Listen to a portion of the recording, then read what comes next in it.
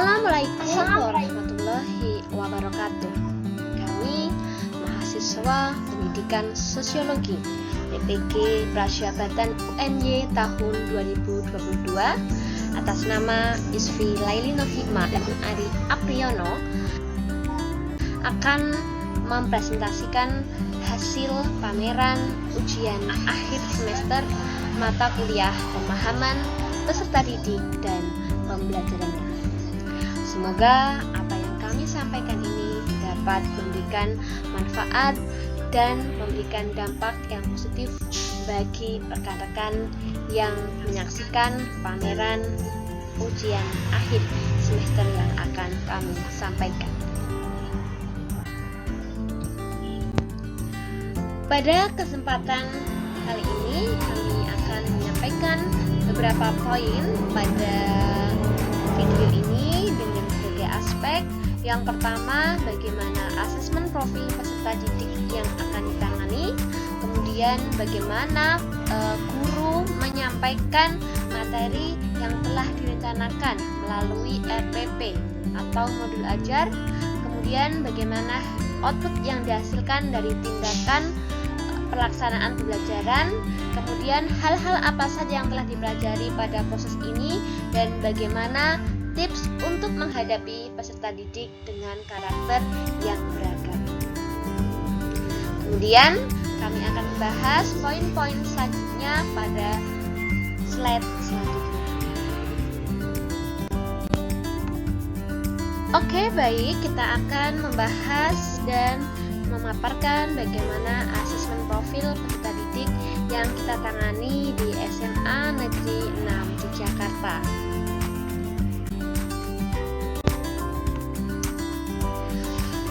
Asesmen profil peserta didik merupakan salah satu alat yang digunakan untuk mengidentifikasi kemampuan dan potensi yang dimiliki oleh peserta didik. Dalam hal ini, asesmen profil peserta didik yang dilakukan kepada peserta didik kami telah selesaikan, dan hasilnya akan kami sampaikan dalam dokumen ini maupun dokumen yang telah kami buat dalam bentuk file PDF maupun Word. Kemudian hasil asesmen ini merupakan acuan bagi kami saat mengajar dalam menyusun rencana pembelajaran yang tentunya sesuai dengan kebutuhan peserta didik khususnya kelas 10 di SMA Negeri 6 Yogyakarta.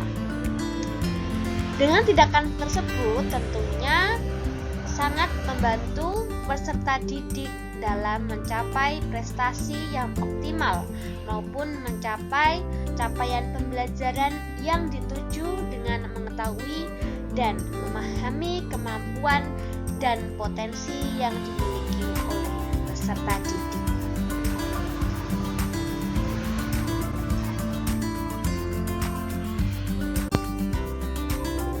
Pada kesempatan ini kami akan memaparkan bagaimana indikator karakteristik peserta didik, kemudian profil peserta didik. Pada bagian karakteristik peserta didik, kami membuat poin-poin yang kami identifikasi berdasarkan beberapa poin yang telah kami pilih, yaitu yang pertama, bagaimana budaya sekolah di SMA Negeri 6 Yogyakarta, kemudian budaya kelas, khususnya kelas sasaran yang kami pilih yaitu kelas 10. Kemudian yang ketiga yaitu partisipasi peserta didik. Kemudian bagaimana kami mengidentifikasi kesiapan peserta didik, kemudian perkembangan sosio-emosional, dan yang terakhir perkembangan moral atau spiritual. Nah, kemudian pada poin profiling peserta didik, kami memilih beberapa indikator yang telah kami tentukan, yaitu bagaimana poin-poin ini dapat mewakili kami sebagai dasar untuk menentukan rencana pembelajaran yang telah kami tentukan untuk kegiatan selanjutnya. Poin-poin tersebut terdiri dari jenis kelamin, kemudian gaya belajar peserta didik, kemudian dari segi ekonomi kami melihat bagaimana penghasilan ayah, kemudian kami melihat bagaimana profil pendidikan ayah. Masih terkait dengan ekonomi, kami melihat penghasilan ibu, pendidikan ibu, kemudian profil ekonomi, apakah peserta didik mendapatkan subsidi atau bantuan dari pemerintah. Kemudian yang terakhir adalah terkait profil peserta didik terkait penggunaan alat transportasi. Hal ini dapat dilihat misalkan apakah menggunakan alat transportasi pribadi maupun umum.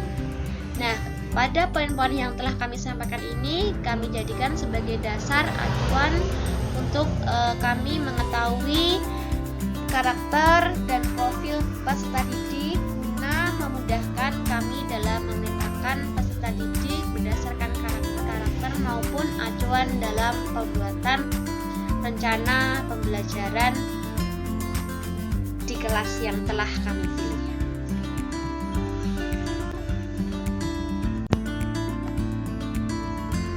Pada poin kedua, program yang telah kami susun tentunya diharapkan dapat memberikan dampak positif dan memberikan manfaat bagi peserta didik dengan merancang kegiatan pembelajaran yang telah kami identifikasi sesuai dengan kebutuhan bagi peserta didik.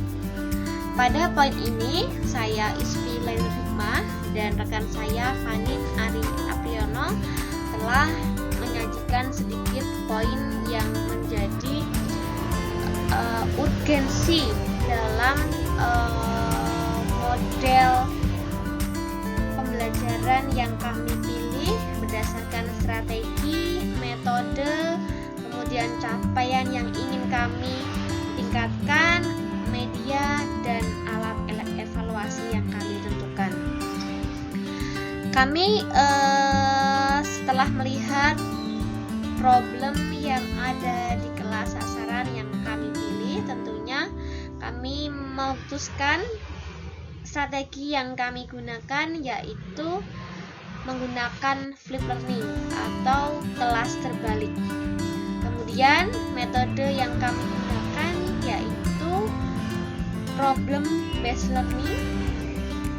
Dan untuk capaian yang ingin kita tingkatkan ada sedikit perbedaan, yaitu kalau saudara Isfi Lailur Hikmah berfokus pada kegiatan peningkatan aktivitas belajar, kemudian saudara Fanin Ari Apriyono berfokus pada peningkatan critical thinking terhadap peserta didik.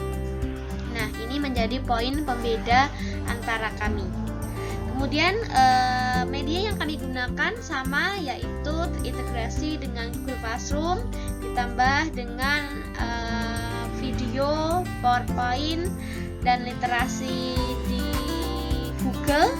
Dan alat evaluasi yang kami gunakan dalam kegiatan pembelajaran kita menggunakan ILKPD maupun kegiatan pretest dan post-test yang tentunya terintegrasi dengan Google Classroom. Nah, kegiatan ini atau pengembangan ini tentunya terintegrasi dengan penelitian yang kami lakukan, yaitu penelitian tindakan kelas, sehingga pada kesempatan ini tentunya kami telah menyelesaikan penelitian ini dan dapat menghasilkan perubahan terhadap peningkatan yang berfokus pada aktivitas belajar maupun peningkatan critical thinking oleh peserta didik di kelas sasaran yang telah kami pilih.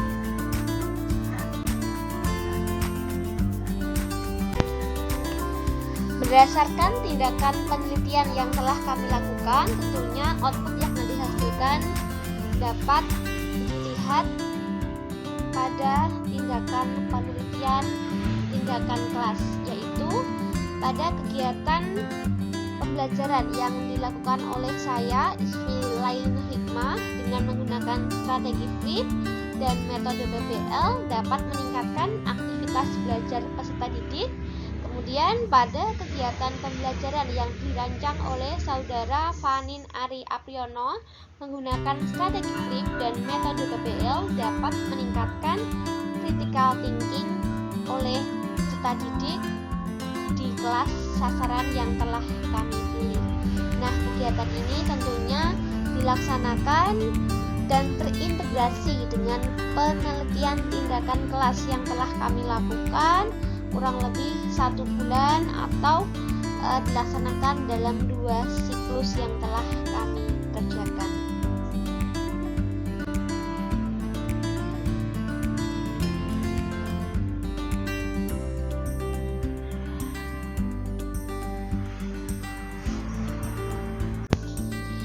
Setelah kami melaksanakan program maupun penelitian yang kami lakukan di kelas 10 di SMA Negeri 6 Yogyakarta, banyak hal yang kami pelajari pada proses dan tindakan yang kami lakukan ini. Yang pertama, kami tentunya dapat mengaplikasikan teori pembelajaran yang kami dapatkan di kelas ke dalam situasi nyata, yaitu lokasi PPL.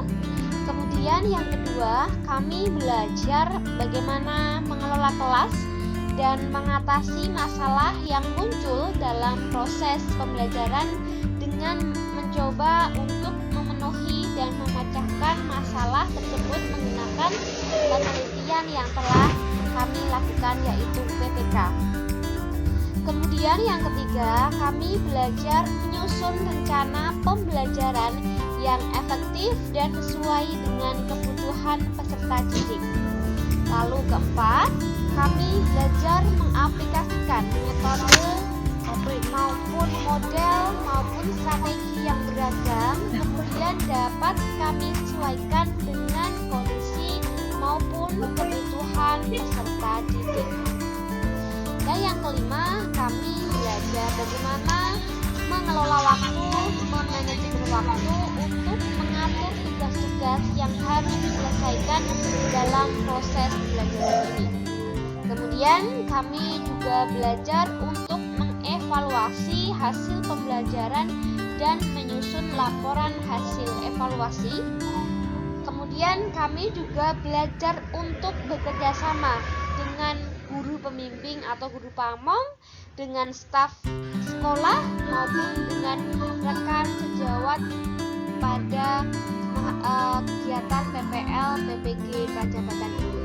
Dan juga tentunya hal yang sangat berharga bagi kami dapat memperoleh pengalaman mengajar di lingkungan yang berbeda, dan tentunya kami juga belajar menyesuaikan diri dan adaptasi pada lingkungan yang baru dengan secepat mungkin, dan tentunya tidak meninggalkan pedoman-pedoman yang telah kami rancang dan patokan-patokan dari LPTK yang sudah ditentukan oleh Universitas Negeri Yogyakarta.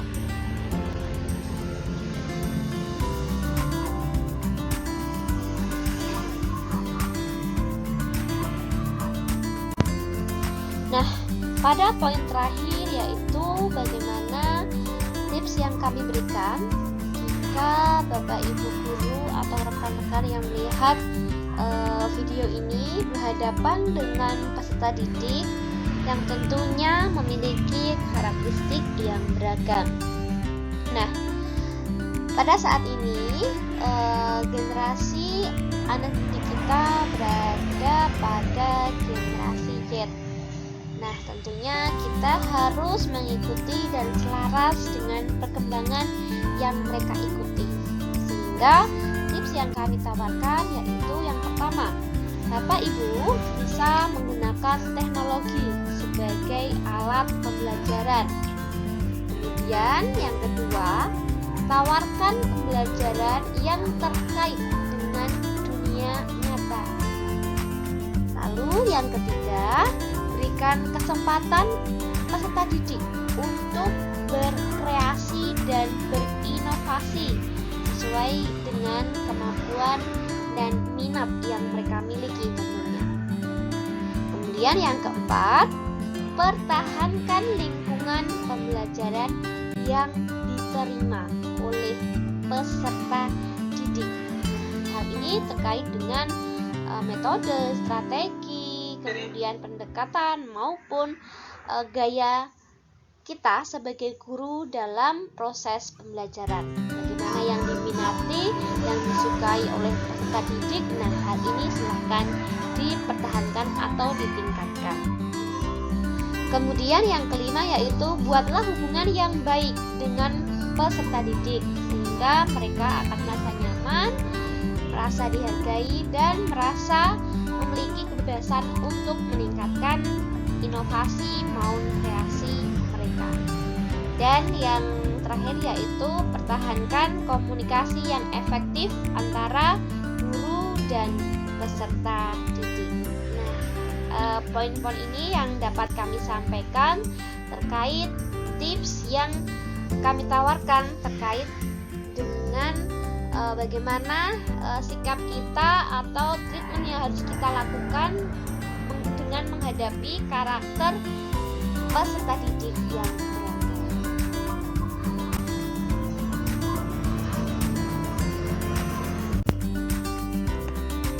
Berikut kami lampirkan bagaimana kegiatan pembelajaran yang telah kami laksanakan, yaitu pada gambar ini kami sajikan bentuk atau strategi flip classroom, yaitu kami menggunakan media Google Classroom di kelas-kelas yang kami pilih. Kemudian ini kegiatan bagaimana guru mengorientasi siswa pada masalah yang disediakan. Kemudian kegiatan guru membimbing dan mengkoordinasi peserta didik.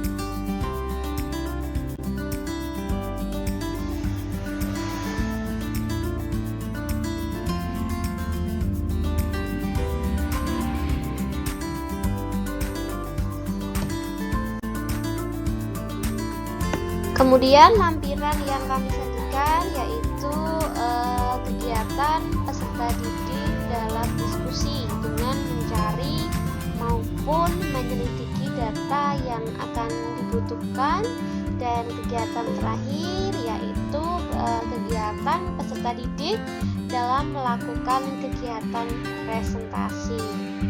Nah, untuk kegiatan maupun program yang telah kami buat pada video ini, kami juga melampirkan link proposal maupun draft full yang dapat teman-teman akses untuk melihat secara keseluruhan dari program tindakan yang telah kami buat pada video ini. Dan link untuk laporan proposalnya telah kami sediakan di lembar terakhir ini.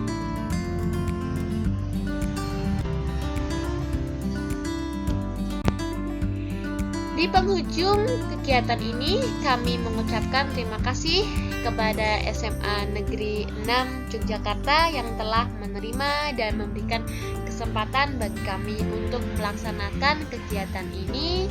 Semoga apa yang kami lakukan, apa yang kami sampaikan, dan apa yang telah kami berikan kepada peserta didik memberikan dampak dan manfaat yang positif untuk keluarga besar di SMA Negeri 6 Yogyakarta. Kemudian kami juga mengucapkan terima kasih kepada Bapak Ibu dosen yang telah membimbing kami hingga dapat menyelesaikan tugas akhir semester pada mata kuliah pemahaman peserta didik dan pembelajarannya. Terima kasih, salam sehat, salam bahagia. Sekian dari kami. Wassalamualaikum warahmatullahi wabarakatuh. spirit sosiologi.